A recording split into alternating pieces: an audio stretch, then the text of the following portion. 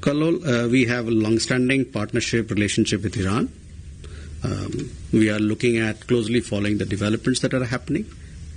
We're looking at the evolving situation, and we'll accordingly take our partnership forward.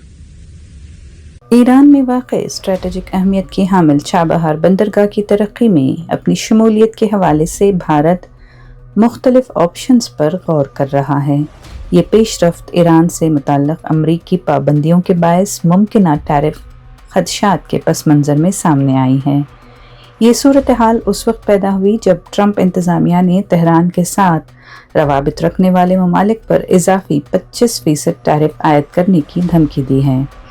Bharat Iran کے جنوبی صوبے سیستان بلوچستان میں واقع چابہار بندرگاہ منصوبے کا ایک اہم شراکت دار رہا ہے۔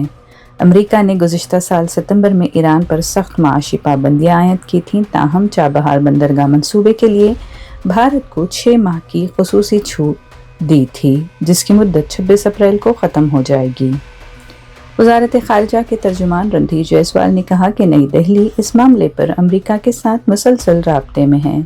رپورٹس کے مطابق بھارت منصوبے کے لیے پہلے سے مختص تقریباً 120 ملین امریکی ڈالر کو کسی دوسرے طریقہ کار کے تحت منتقل کرنے پر غور کر رہا ہے تاکہ براہ راست پابندیوں کے خطرے کو کم کیا جا سکے۔